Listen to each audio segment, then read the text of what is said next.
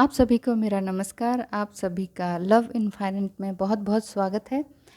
Divine feminine को ऐसे कौन से 5 स्टेप्स अपनाने चाहिए जो सेपरेशन के दौरान उनके बहुत काम के हैं। नंबर 1, पास्ट एंड फ्यूचर पर मत टिके रहिए। पास्ट और फ्यूचर को भूल जाइए। आपको सिर्फ प्रेजेंट पे रहना है। क्या करना है आपको? Only NOW, now. नाउ पर, प्रेजेंट पर ध्यान देना है। Don't try to control your surroundings. Flow में रहें, ठीक है? फ्लो में रहें, जो जैसा हो रहा है होने दें। खुश रहें, व्हाट मे कम। नंबर 2, अपने आप को नीचा ना दिखाएं। आपने अब तक क्या क्या सहा, क्या क्या गलत किया, क्योंकि ट्विन फ्लेम जर्नी में आप भी बहुत सी गलत बातें करती हैं अपने DM के साथ। बहुत सी गलत हरकतें हो जाती हैं। तो आपने जो भी कुछ गलतियाँ की उसको एक्सेप्ट कीजिए, है ना? Don't be too hard on yourself, okay?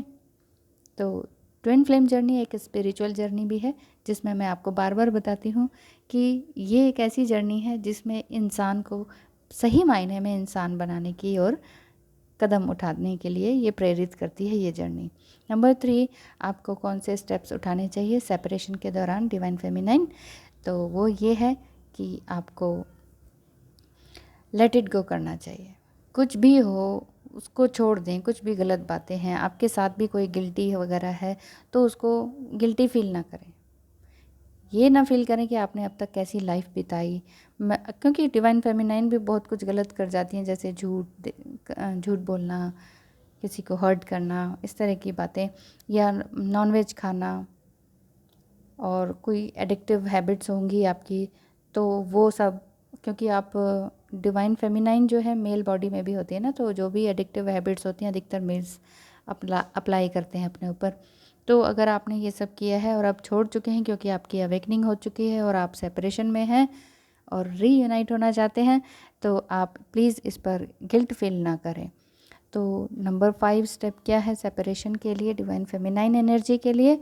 यही कि अपने आप को दूसरों से कंपैरिजन में मत लाएं। अपनी तुलना किसी और से ना करें, ना ही किसी और DF से करें, ना ही किसी डिवाइन फेमिनाइन एनर्जी से आप अपनी तुलना करें कि ये भी तो डिवाइन फेमिनाइन है, इसका भी एक्सपीरियंस मैंने सुन लिया, देख लिया, लेकिन उसका तो सब कुछ ठीक सा लग रहा है मुझे, मैं ही पीछे लग रहा हूँ या लग रही हूँ।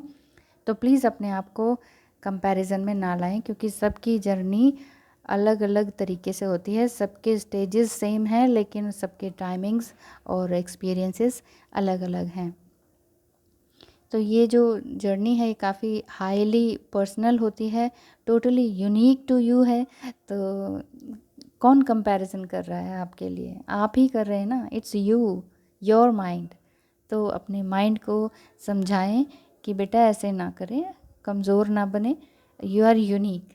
तो अपने माइंड को समझा के रखें, इसकी पिटाई करते रहें, तभी ये काबू में रहेगा। नहीं तो माइंड को अगर फीड करते रहेंगे ना, माइंड का ईगो, माइंड क्या है? ईगो ही तो है। उस ईगो को फीड करते रहेंगे तो वो आपके सर पे चढ़ के बोलेगा, इसलिए रीयूनाइट आपको होने नहीं देगा। तो डिवाइन फेमिनाइन का 5th स्टेप क्या है सेपरेशन के दौरान? उसे क्या करना चाहिए, उन्हें क्या करना चाहिए? एक चीज़ नहीं करनी चाहिए, वो है इमोशनल नहीं होना चाहिए। इमोशनल तो होते ही हैं, अरे होते हैं, लेकिन don't feel your emotions. Emotions को देखें एज अ थर्ड पर्सन, लेकिन उन इमोशंस को पकड़कर ना बैठ जाएं। अदरवाइज़ ये बॉम्ब की तरह बन जाएगा और आपको ही तकलीफ़ देगा, आपके ही दिमाग पे बॉम्ब बजेगा। देखिए, जो कोई गुस्सा होता है तो उसका शरीर, उसका माइंड ही तो तकलीफ़ होता है ना उसको। दूसरे को तो बाद में होता है, पहले तो वो जलता है। मान लीजिए जैसे आप सिगरेट पीते हैं, आप नहीं पीते हैं, मैं कह रही हूँ, एक एग्जांपल दे रही हूँ। अगर आप सिगरेट पीते हैं तो पहले आपकी बॉडी में असर होगा, आपके माइंड में असर होगा, आपकी जेब पे असर होगा। पैसे सिगरेट खरीदने जाएंगे ना, पैसे खर्च होंगे, तो सबसे पहले आपके ऊपर इफ़ेक्ट पड़ेगा ना, दूसरे पे तो बाद में होगा। तो एक्टिव इफ़ेक्टिव कौन है? जो एक्टिव है वो आप हैं।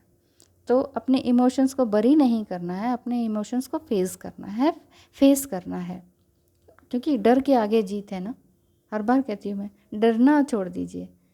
अपने फेलियर से, अपने पास्ट एंड फ्यूचर से, अपने जजमेंट होने से, अपने गिल्ट से, अपने चाइल्डहुड बॉन्डिंग से, इन सब से डरना छोड़ दीजिए।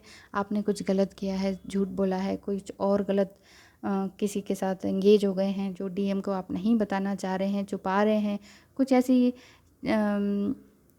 इनर वॉइस आपको सुननी ही पड़ेगी कि आपका जो इनर चाइल्ड वॉन्टेड है ना, वो आपको सरफेस पे लाना पड़ेगा, चाहे डीएम के सामने, चाहे किसी टीचर के सामने, किसी गाइड कोच के सामने, या फिर अपने आप उसको हील करना होगा मेडिटेशन के थ्रू या राइटिंग स्क्रिप्टिंग के थ्रू। आपको ये सब करना ही होगा।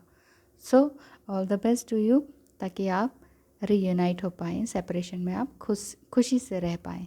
थैंक यू सो मच मुझे देखने सुनने के लिए। धन्यवाद।